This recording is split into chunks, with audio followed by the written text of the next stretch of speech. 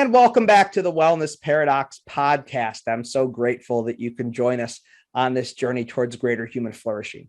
As always, I'm your host, Michael Stack, an exercise physiologist by training and a health entrepreneur and a health educator by trade. And I'm fascinated by a phenomena that I call the wellness paradox. This paradox, as I view it, is the lack of connection, communication, and utilization between fitness and wellness professionals and our healthcare delivery system in this country. This podcast is about closing off that gap by disseminating the latest, most evidence-based, and most engaging information in the health sciences. And to do that today, I'm joined by my good friend and colleague, Devin Tarrant. You remember Devin from episode 15 when we talked a little bit about personal development. And we're going to go down a path of a conversation today, which I think is incredibly poignant given where our industry is at right now. Obviously, coming out of COVID, a lot of people have left the industry. A lot of people have lost jobs. We've always had an industry that was high turnover. And I feel like the turnover has even been higher lately for a number of reasons that we'll get into on the podcast. But this conversation, although it kind of twists and turns a little bit, the primary emphasis here was to look at how many people artificially perceive a fitness or a wellness coaching job as the quote unquote perfect job, only to get into it and realize it's a job like any other job. And because in many cases, our industry doesn't know how to effectively nurture and coach young professionals through a very challenging time in their life, not just personally, but also professionally, we end up losing those professionals very quickly. And this conversation is going to be about Devin's perspective on what he's learned hiring, managing, and retaining employees for really over the past decade in this industry. And I think it's an incredibly unique perspective. And as you're going to hear, it's not simply about just providing people more technical know-how and more physical resources. This is really going to get into, as Devin puts it, almost using the world as your training ground for personal development and growth and becoming a better person and a better professional. In fact, I think Devin would say, and I would completely agree, that there is no difference between your personal self and your professional self. It is one whole self. And it's our job as owners and operators and managers in this industry to help develop our teams, individual whole selves. And then if you are an individual contributor in our industry, it is your job to seek out ways to develop your whole self. So that's what this conversation is going to be around. I really, really think you're going to enjoy it. For additional information for this episode, please go to our show notes page, which can be found at wellnessparadoxpod.com/episode 20. I hope you enjoy this conversation with Devin Tarrant.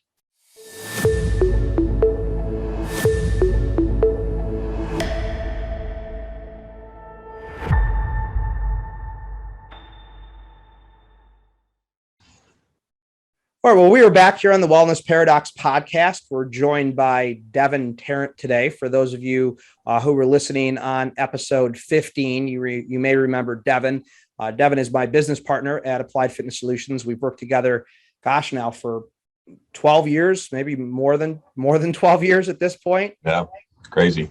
And the genesis of this conversation today was actually a comment that Devin made in a staff meeting several weeks ago, where we were talking about the notion of the perfect job and how many people think that a job in the fitness industry is a perfect job. And they kind of come in with that expectation.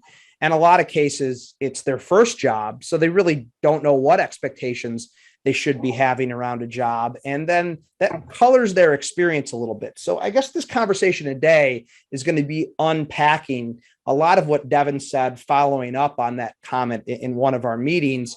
And I'm really keen to dive into this concept with you, Dev, because you had a lot of great insights. And I think we have to start with the most obvious point, which is the fitness industry is rife with turnover. We are one of the highest turnover industries that exist. And there are a lot of reasons that you can point to that. Based on your experience, 12 years in the industry and now 7 years almost running your own facility and hiring and developing employees, what do you attribute this this high turnover to industry wide, but also in an environment like ours, which isn't necessarily quite as high turnover? I actually think that's changing when I think about it, because the world is actually a completely different world today than it was 12 years ago when I started. If you actually think about the world of social media and influencers and how big fitness is on those platforms, I think that's coloring a lot of the turnover today.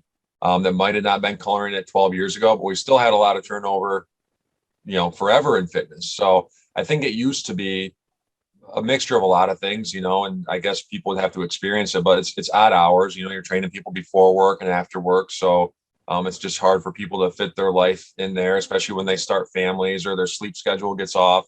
I think people get burned out being on the floor, and it's honestly hard to deal with some people. Like, you deal with a lot of personality types, you take on a lot of people's problems. We're not trained psychologists, and you take on a lot of people's baggage by having conversations with them. I think that wears people down. But today I see a lot of kids they expect this perfect job based on the influencer they've been following on Instagram since they were 12.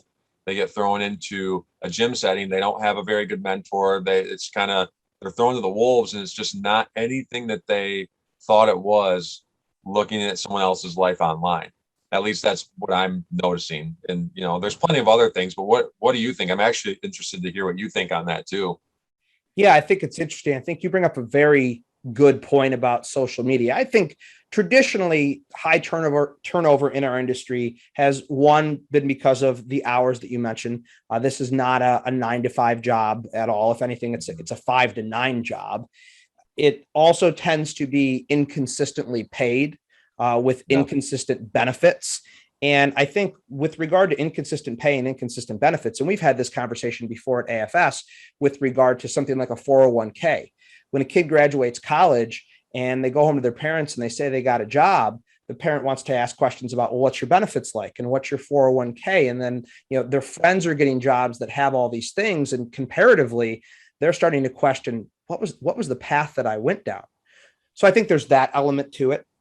Yeah. I also think, particularly for fitness and wellness professionals in your traditional environments, commercial health clubs, and even kind of independent contractor sole providers, I think that the sales emphasis in our industry turns a lot of people off. People come into this industry because they feel it's a helping profession, but very quickly they find out that they have to sell to be successful. And I think that that's a podcast for another time, of how to be an effective salesperson, you actually should never be selling. But nevertheless, that's what it ends up, I guess, evolving into in most environments. But I think the thing that you said last is highly, highly insightful, because, we now are hiring people who've gone through this social media age. And when I say we, this is collectively everybody who's listening on here, who's a fitness center owner, operator, manager, whatever it might be. We're hiring people that have gone through this social media age, where, as you said, there's the influencers that are showing their perfect gym experience. And I think that, like most things on social media, it distorts our perception of reality. And I think that to some degree has accelerated the turnover. And then, of course, there's COVID, which caused so many professionals to leave our industry just because of the perceived instability. So I think there's complexity around such a global issue like turnover. But I think that idea of the perfect job, which is what we're going to dive into more on this, I think is a very real thing that colors people's perception. Yeah, I also think there's social pressure because there's such a wide array of people who can call themselves a personal trainer. You can be literally an 18-year-old that spent 2 months studying online for a certification that you print off and it says certified personal trainer. And you can have a PhD who's been in the field for, 3 decades. That's training top level athletes. And they're also a personal trainer. Yeah, they have a lot of letters after the name, but when you ask someone, what do you do? And you say, oh, I'm a personal trainer.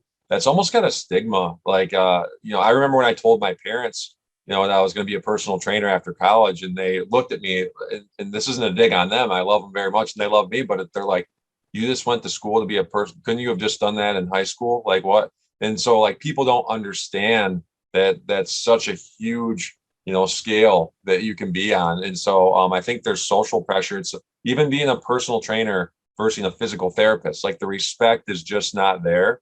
I think that pushes a lot of people out too over time. Yeah, and it's complicated, and some of it is of our industry's own doing. A lot of those things, in fact, I think are of our industry's own doing. And I think and I hope we're starting to get better as an industry. And like I remember looking at the ACSM 2021 global fitness trends, and one of the things that was on there was hiring certified professionals and licensure for personal trainers. And maybe as we move in that direction, then we start to see a little bit more prominence associated with the profession. I go back to episode, I believe it was episode 3 with Margaret Moore from Well Coaches. And she and her organization are pushing towards not just only licensure for wellness coaches, but also insurance reimbursement for wellness coaches, which would greatly amplify their credibility. So I think we're moving there, but I think it's a slow move. And I think anything that's associated with compensation or benefits, I think that's almost an untenable conversation to have right now in our industry, because revenues are so low that we can't sit here, you and I, and say, well, part of the issue is we need to pay people more and we need to give them better benefits, because just like everyone else who's listening, we don't have the money to do that right now. Exactly. So we have to talk about what we can influence. And as objectively as I can, I'm going to make this statement, which is I feel like we have done a good job reducing turnover at AFS, not because of the money that we've paid people, although we pay people well, like a lot of other companies do, and not because of the opportunity we have, because we don't have a ton of opportunity. We're a 4-facility company right now, but it's been a lot on the mentorship and the coaching of our team. And I think that gets right into the heart of our discussion today around this perception of what a job like this is and how to keep people in it over the long term. And you're highly involved in that at AFS in terms of employee development, both with your own team here at AFS Plymouth, one facility, and then the rest of our facilities. So let's start to take people down your experience with hiring and developing fitness professionals. I'm almost thinking like, what is the chronology of this? What are they like when they start? How does it change over time? And what are the factors associated with people staying in this industry versus people getting out of it very quickly? Yeah. So, I mean, do you want me to start on what are they like when they start, or at least what I noticed?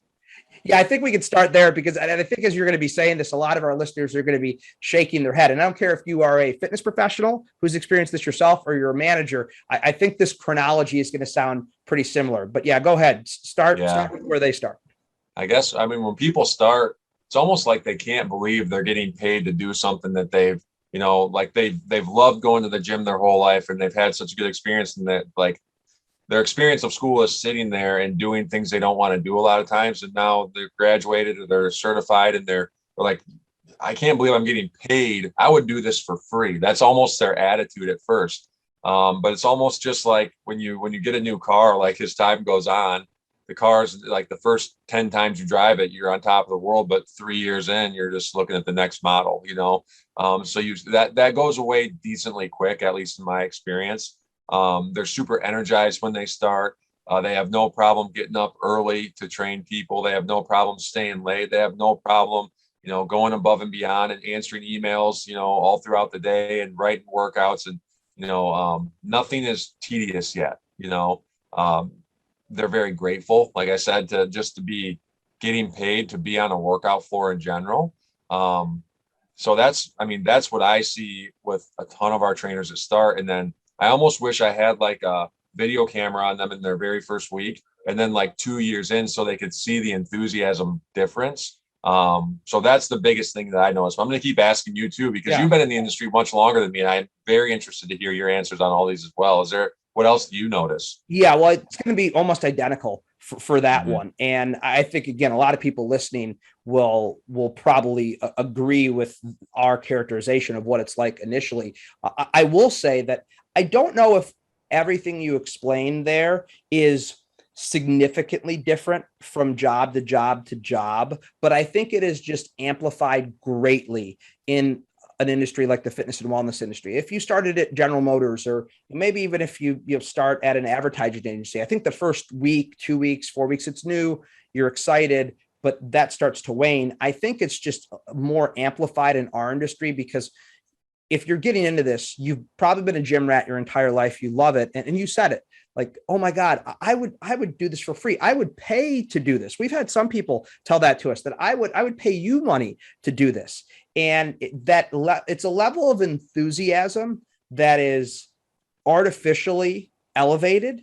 And I think that just further complicates things down the line when inevitably that enthusiasm wanes and people find that just like any other job, no matter how great it starts, it is a job and a profession and a career, and carries along with that all the challenges. So yeah, I don't have a hugely different perspective other than to say that, and this is not in our environment because we don't have a sales-based environment here, but I look at a lot of the big box commercial gyms, and this is not a bad thing. This is just their business model where there's a big sales component to it. And I see when people start to not have success around selling their services, I think that greatly reduces motivation and enjoyment very, very quickly. So if anything, that just accelerates this process of the halo effect kind of diminishing initially, if you will. Yeah. And yeah, you're right, man. Nothing sucks the life out of a trainer more than having to sell. And it is kind of a weird paradox because when you're new in training, you need clients. You need to sell yourself. But the thing that actually sells yourself is experience and working with multiple clients and getting better so you can grow from word of mouth. So it's just weird because you don't always get the chance to spend 2 or 3 years under a mentor, really learning and, building up your base slowly. Like you hit the ground running in most fitness environments and they expect you to have 10, 20, 30 clients as quick as possible. And then it just turns into a sales job really quickly. And that's never taken into account, at least in my experience with most people. They don't even think about the sales aspect. They just think that will come. If I just show up at the gym, people will come, and that couldn't be further from the truth. And I think that pushes that enthusiasm down really, really quick more than anything else.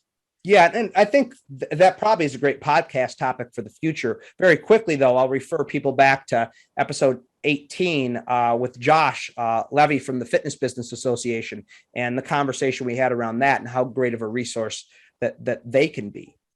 But let's get into how this changes over time. And obviously, we've identified that the general trajectory is a drop in enthusiasm. But what I think you do uniquely well when you see something externally, you really start to reflect yourself and then are very curious with the person who you're seeing this external change in. And you start to really mine for what the deeper, I guess, like elemental components of that external change is that you're seeing. So talk to our listeners about what's going on the inside from your experience, mentally and emotionally, when someone is losing their enthusiasm, or at least what's your perspective on that?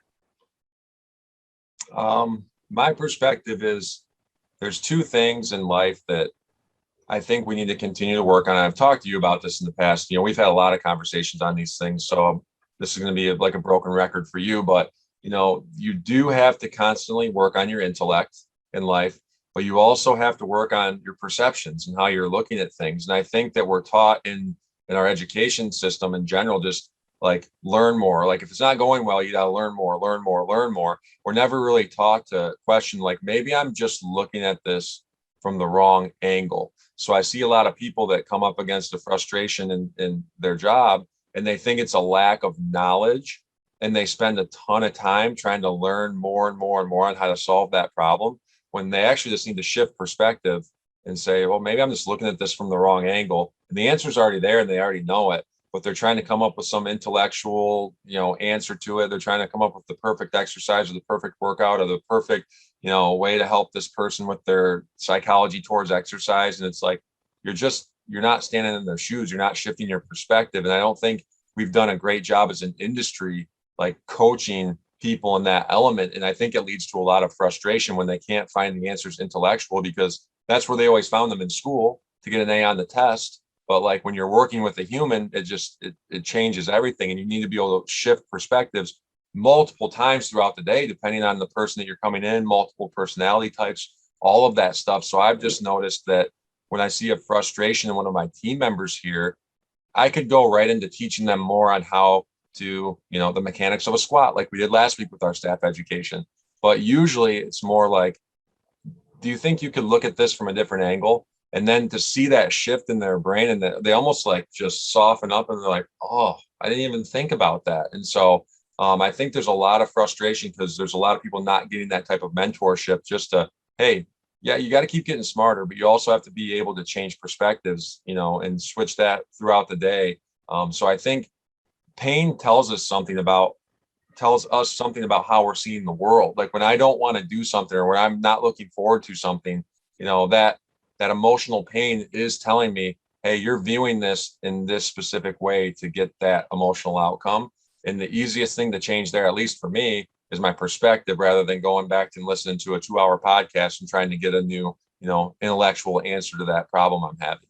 If that makes sense. It does. And to be fair, like the majority of new hires in our industry are very young, under the age of 25. And it's difficult to shift perspectives when you're that age because you just don't have a lot of life experience. I know the first time you said this to me, I remember thinking, got it, shift my perspective. And then I remember walking away going, how do I even do that?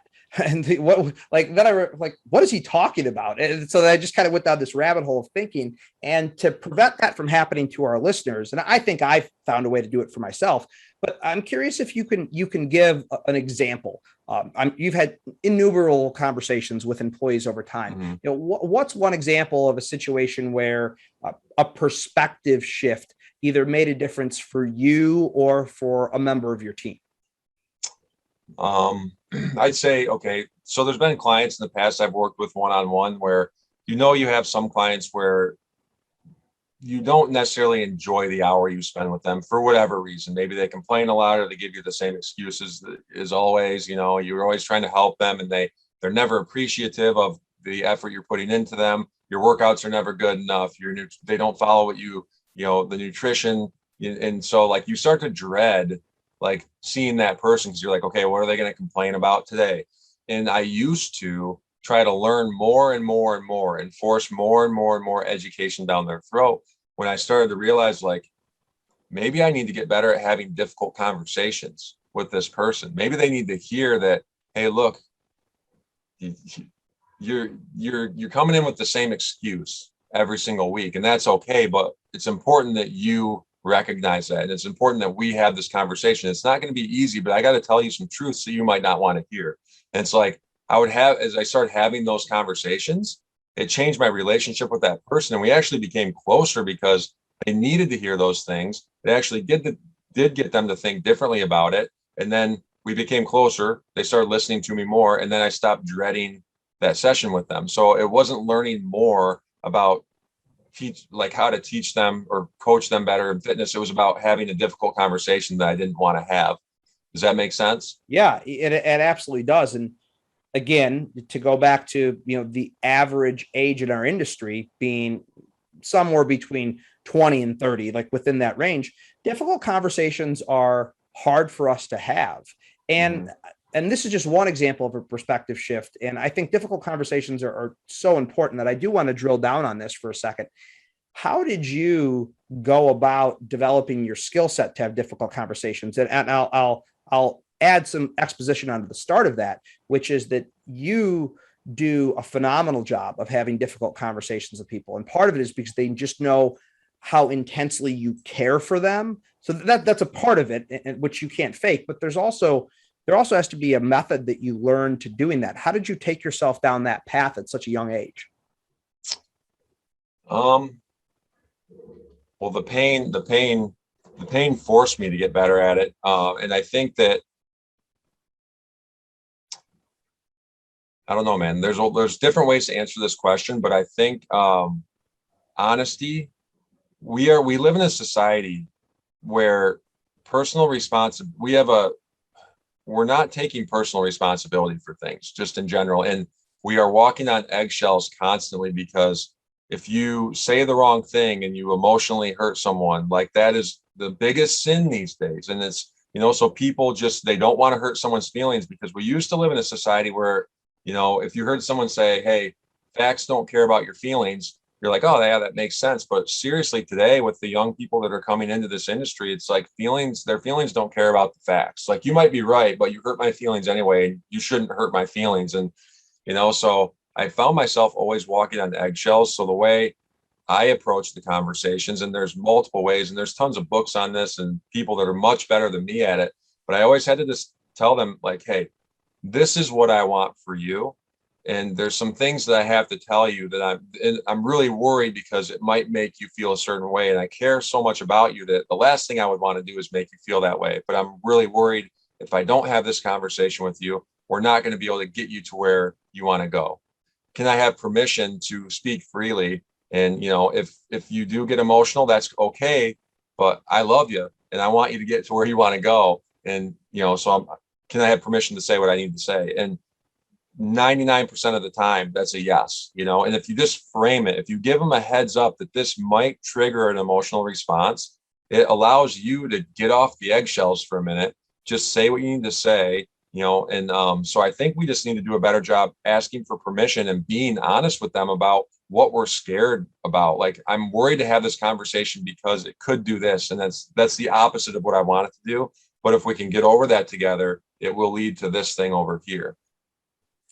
Yeah, that's great. And I think those of you listening, you should be hearing the primary emphasis of that Devin was talking about. It was all rooted in caring for that individual. And although we're kind of talking globally about these situations, certainly that can be applied more specifically to each individual in the conversations. But to circle it back around to the topic here, we started by saying, hey, what have you noticed in your experience from when people start to when people get disenfranchised with this and then eventually leave the industry? And the summary of basically what you said is there's this high degree of enthusiasm.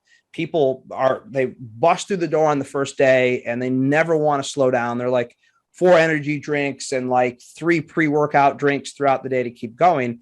And then all of a sudden they start to taper off with their enthusiasm. And it sounds like what you're saying, based on the paradigm that they've had their entire life, is I'm struggling. I need more knowledge. I need more knowledge. I need more knowledge. So they seek that out. And I've been there before too. And then that doesn't resolve the issue.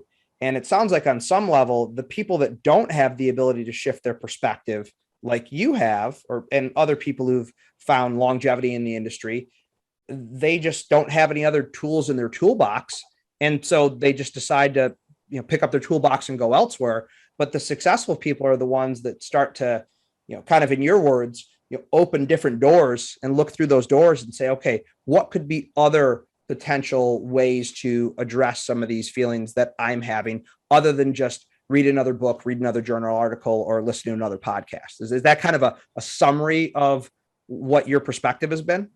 Yeah, I think so. That was pretty good, because when you don't want to hurt someone's feelings, you search for ways to deliver the message without hurting their feelings. And sometimes you just have to have that honest conversation. Like, there's no amount of information or knowledge you can get that's going to protect their feelings from what they need to hear. And you're actually doing them a disservice by not being honest with it, because I think we forget that we don't get to choose our emotions. Like, it's self-evident when you think about it, because if you got to choose your emotion on a second by second basis, we would all be walking around blissed out and happy all the time. Because if you got to choose happy or agony, you would choose happiness all the time. Like, every human would do that. And the fact is, we're not walking around happy and blissed out. And so we're not choosing that. So an emotion can't be wrong. I think I talked to my team about that a lot. It's like, when you're having an emotion, it's okay. Like, it's not right or wrong.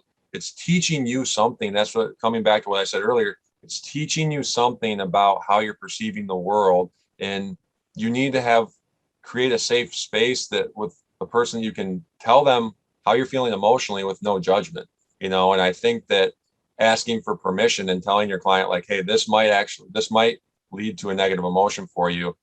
That's not what I want. I just don't know a better way to deliver it. That's just helped me so much, but it takes a lot of courage to have that conversation. I think a lot of us avoid the conversation because we don't have the courage. No, it's not even we don't have the courage. We feel so bad about possibly hurting someone's feelings. It's like, no, like, that's a necessary thing in growth. Like, pain always leads to growth on the other side of it. And I I think we need to be mentoring young professionals to voluntarily walk into that pain. That doesn't mean go unload yourself and tell them exactly what you've been feeling for years. It's different than that. I think people can kind of tell what I'm talking about. But there's no amount of knowledge that can get you over that emotional barrier sometimes, except for truth.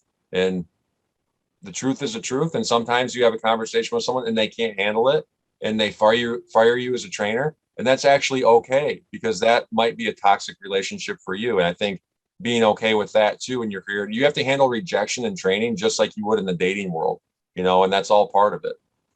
Yeah, you've said something about emotions many times before, and it's actually always the thing that sticks out in my head whenever I'm experiencing a difficult emotion. So I think if it's a pleasant emotion, you don't really stop to question it very much. But you've always said that when you notice an emotion, it tells you that you need to pay attention to something. Like that's what you've always said about emotions. It tells you that there's something you need to pay attention to, and I think that is such a refreshing and kind of non-judgmental attitude towards an emotion. And I think if it's a negative emotion, particularly, we just tend to be averse to it and just try to run away from it or push it away. Whereas it sounds like, and I know this from knowing you for over a decade, that when you notice that emotion, you step into it and try to be present with it and try to look around to understand what it's going to teach you. Yeah. Yeah, you're right. I don't want to get too far off track with our main point of the conversation here, but I do think it's important for people to hear, like, when something bugs you, you should pay attention to that, because what bugs me might not bug you. And it's just human nature. When something bugs you, you're like, yep, that's wrong. That bugs me. So that has to be wrong. You really truly believe that's wrong. But it's like, well, if it bugs you and not someone else and they don't think it's wrong, it can't be wrong just from a fact standpoint. That's true for you. So that's what I'm saying is about these emotions are telling you something about how you're perceiving the world. And there's really good information in that if you're willing to dig into it. And I actually think there's a lesson to be learned about happiness is when happiness descends upon you, you can meditate on that. And the best you can do is try to say, okay, well, what were the things that led to this feeling? And then how can I keep an eye out into recreating this in the future? You can do it on both ends of the spectrum. And you're right. I think when we're happy, we just take that for granted. But oftentimes what I think makes me happy when I go through that process is not the same. It's not the same thing. When you win the game, you think that's the win that made you happy, but it's really the steps that led up to all the skills you had to develop to win that game. And if you don't take time to critically think about that, you could keep setting goals and missing the mark. And I just think it's important to reflect. Our society is not reflecting much. We're just back into the smartphone, as soon as we have a second. And I think that's a big deal. Yeah, that's great. And I don't think this is too tangential from what we're trying to talk about, because in order to be successful in any field, I think you do have to have that ability to shift perspectives, and you do have to reflect, and you have to have difficult conversations. I think because we are involved in such a relationship-based business that requires such a high level of emotional intelligence, that is just something that's amplified exponentially almost from day one in our field. So although that might have seemed like a rabbit hole there, I think if you maybe take a chance to listen to it again, you'll start to realize that there's a lot of common pitfalls that we can avoid by being reflective, by being aware of our emotions, and by doing the courageous thing and having the difficult conversation. And I agree with you, Dev. I think it is courageous to have the difficult conversation. And I also think that it is normally an act of self-preservation to not have the difficult conversation. Like you're not having it in many cases, not because you don't want to hurt that other person's feelings. I think that's probably part of it. But I think the larger part of it is you don't want to deal with the difficult emotions yourself of having the difficult conversation. Yeah. You don't want to make someone else hurt, right. But I've just noticed over the years that the people that I've had the most difficult conversations with are often the people that I have the strongest relationships with long term. And that's such a pattern now that, like, when it does come up, it's like it's easier for me to voluntarily walk into it. If your record is 0-0, it's really hard to have the confidence to do that. But now that I've done it, 500 times, and I know that this is going to suck right now, but in 2 weeks from now, I'm going to be so glad I did this. It makes it much easier. So you just have to kind of keep encouraging people to have that conversation. And as a manager, it's easy to dump all of the difficult conversations onto that one person in the facility. Like, oh, client issue, send it to this person. Client issue, send it to this person. It's our job as mentors to have our staff start to take some of those and give them that experience. Otherwise, you're robbing them of that valuable life experience. You know, they have to voluntarily walk into that pain to get better at it. If you're the one dealing with it as the owner or the manager, you're actually holding your staff back as you're trying to help them avoid pain. So with good intentions, you're actually doing the opposite of what you should be doing. Yeah. And you actually are starting to go down the path that I wanted to take this next, which is okay. And we've established what happens. A lot of enthusiasm wanes, inability to shift perspective, inability to have difficult conversations. And then, that combined with all the other dynamics of the industry cause people to leave far earlier, far more prematurely than what we would want. Now we actually have to talk about how we can intervene on this and what we can do about it. And since you started talking about, as a manager, as an owner, things that you can do, what's your perspective for managers and owners and operators as to how they can improve the retention of their team and how they can make it an environment that is very, very growth oriented for them? I think a lot of managers in our industry, especially they rise through the ranks by being the best trainer too, a lot of times, and having the best relationships. And since that's how they rose through the ranks, they look at their team and they think that if I make them the best possible trainer I can make them, then that's the best I can do. And they try to do that. And again, with good intention, but the perspective shift I had to make in my life was, yeah, that's part of it to make them a better trainer, but they're a human being and they're most likely not going to be here with me forever. If someone's with me for 10 years and they haven't, then they're in the same position. It's like, I feel like I've failed that person. Like if they haven't rose to the level of a manager or an owner or something like that, like I should have pushed them on to bigger and better things. But the perspective shift I had was, in order to make you a better trainer, I like, for you to stick around, you have to get better. And like,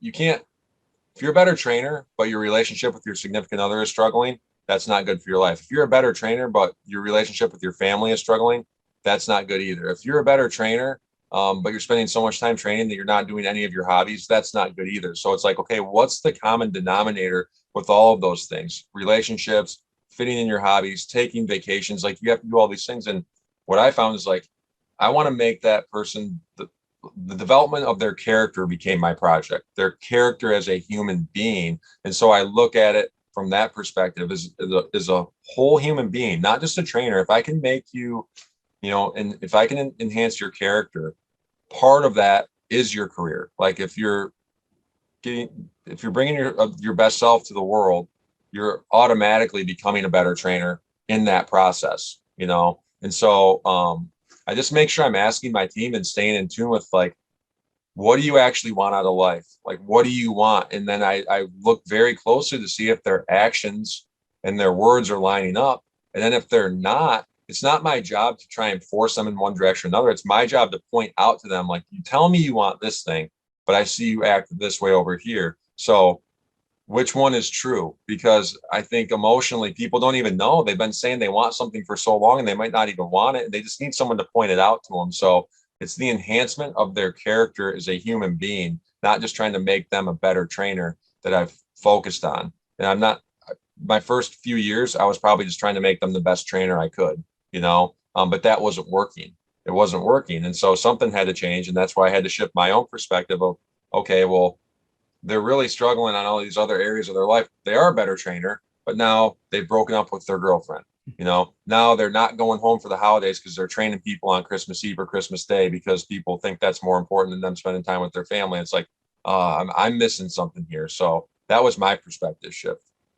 Yeah. And I think that's so insightful. And I think what's clear in that is, and I know because I've seen you and heard you do this before, you make it abundantly clear in those conversations with regard to what do you want out of life, that it is not an AFS conversation when you're having those kind of things. In fact, I think, if I'm not mistaken, you went out to lunch with somebody today and had one of those conversations where it was, hey, don't talk to me about this business. Talk to me about what you as a human being want out of life, and let's talk about how you can get there. And I think the level of empathy and caring that shows for that individual is so immense. And that's not something that happens in your average business nowadays for lots of reasons. But I think it's almost a requirement in our industry because we are so people centric. It's just that a level of emotional intelligence and connection you need in our industry to do what we do as fitness and wellness coaches. You have to have that. So I think, as you're hearing Devin talk about this, what he just suggested there, for some of you, you may already be doing it. And I venture to say, if you are, then you probably have a great team that's very invested, that probably isn't going anywhere anytime soon. But if you're not, that can feel a little uncomfortable to think about having that kind of conversation with somebody. I know, when we talked over the years and you first started moving in this direction, I'm kind of the science exercise guy. And I'm like, I don't know about having that kind of a conversation with somebody. That again, that emotion caused me to pay attention to what was going on. And I'm curious, for just from your perspective, what is a good first step for someone who's listening to this, who's never walked down that path before, to start to have that type of relationship with people on their team? What would you say is the first step? I think having that honest conversation with them, and if you're listening to this and you're thinking, oh, I might be doing that wrong, there's a lot of power in going to your team and saying, like, hey, I've thought about something and I think I've been doing something wrong, and let me tell you guys what that is. And I think just you opening up and being vulnerable is the very first thing. Like, trying to hide your faults as a manager leads to a lot of emotional turmoil, and there's something to be said for authenticity, for sure. Like, I don't even know, when you see someone that's being authentic, you can just feel it, versus someone that's trying to keep something hidden, and I don't even know exactly what that is. You'd probably have to go through the facial recognition FBI training courses to really know the nuances, but we all know when someone's being truly authentic. So I think it starts with admitting what you think you've been doing wrong and just getting that out of your body and out on the table for them. And then I think also understanding that when I ask someone, what do you want out of life? When they tell me, I'm not trying to think of okay, now I have to come up with the answers of how to tell them to get there. It's not that. It's actually just tuning your eyes in to looking for those gaps for them. Like I said, there's so much power in listening to what someone tells you they really want. And then you can keep a close eye on them and say, okay, they say they want this thing. The behaviors that they would have to have in order for that to happen, we kind of know how they would have to act. And when I see them act opposite of what they tell me they want, it's just my job at that point to point it out to them. It's not my job to tell them how to get there or give them advice on what they should do. Sometimes they ask, and I'll suggest a book or a podcast or something like that. But it's not my responsibility to tell them exactly how to get to where they want to go in life.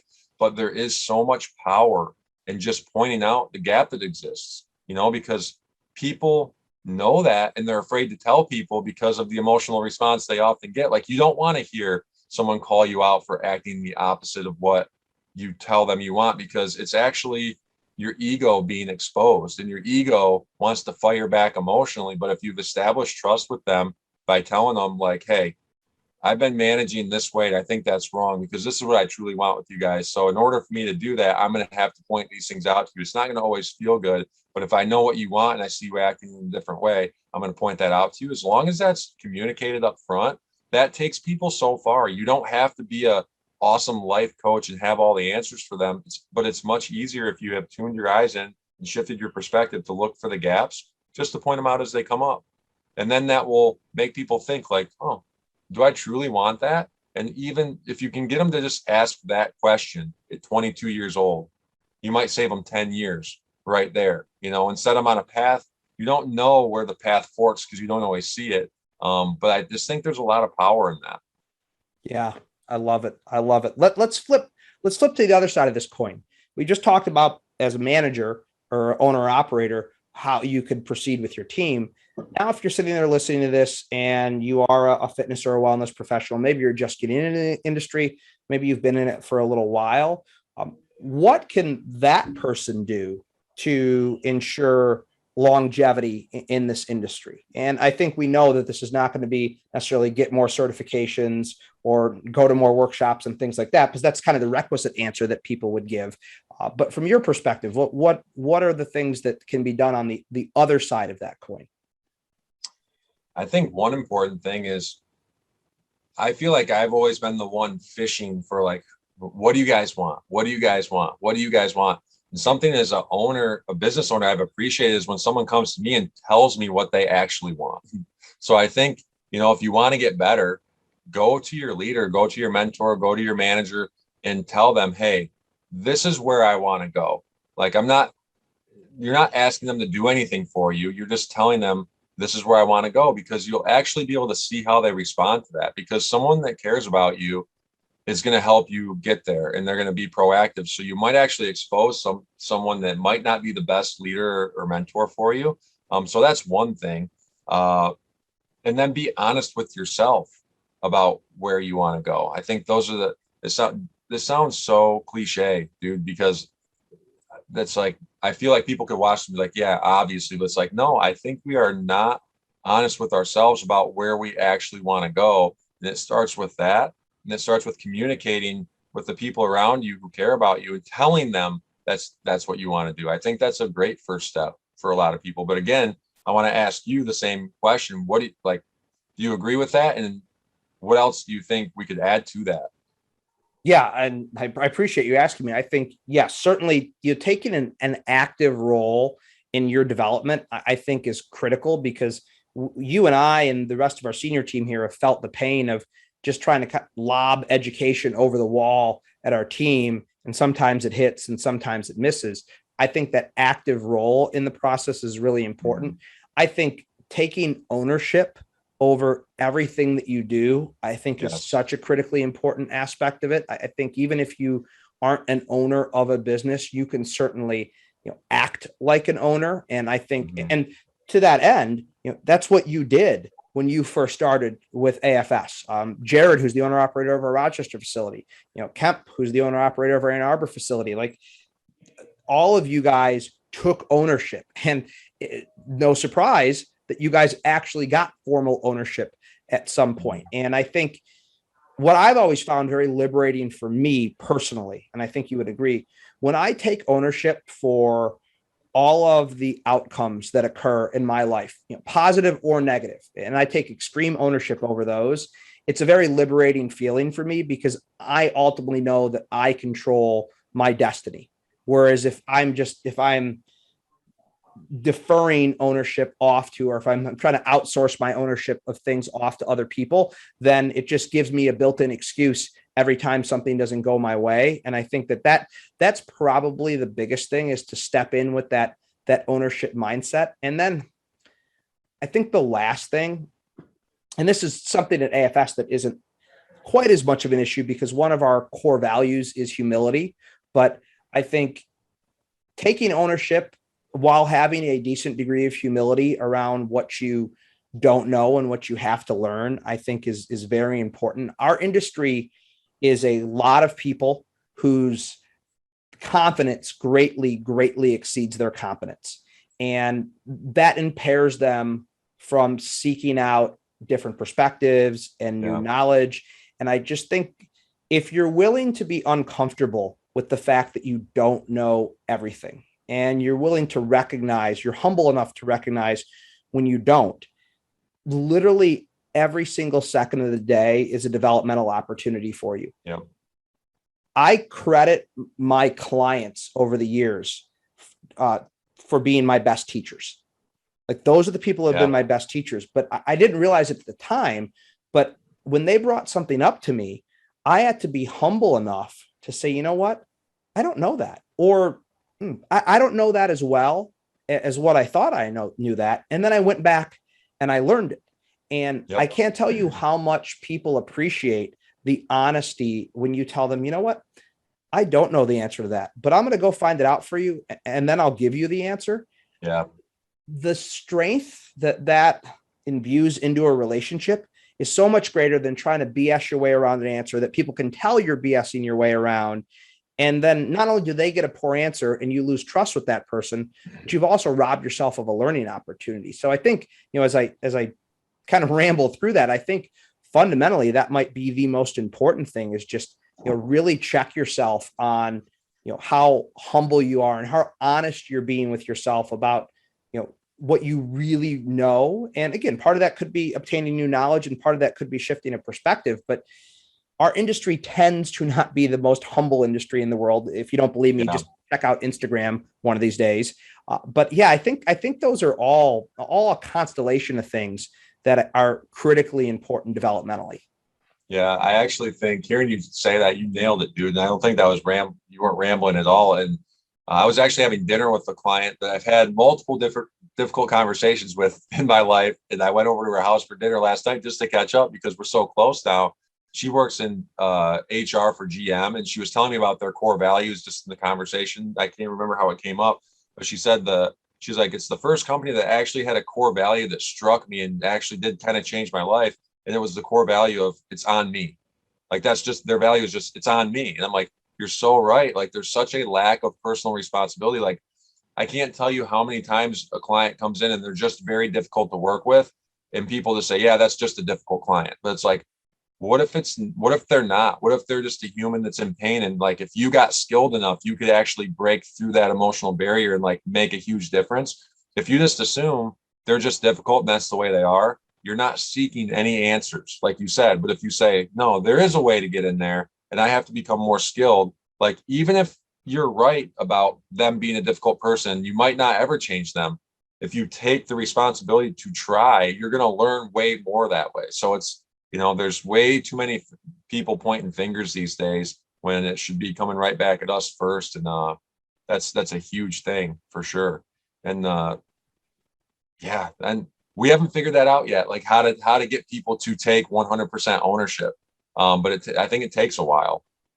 It does. And yeah, we haven't figured it out. And it's interesting. You sit here and you listen to Devin and I talk, and I think both of us have this like gnawing feeling deep inside of ourselves that we're both hypocrites for even talking about this because we far from have it figured out. I just think that we recognize it. And I think that's the first step.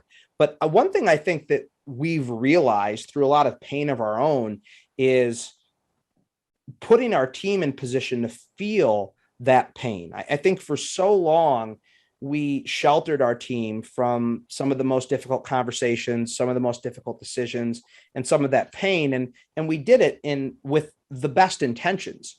But looking back, we realized, wow, we robbed these people of developmental opportunities and opportunities for ownership. And I think Yeah. as of late, we've really shifted that perspective to, what, let's push all of these things down to the most operational level of the organization and have them experience these things that we've typically taken on.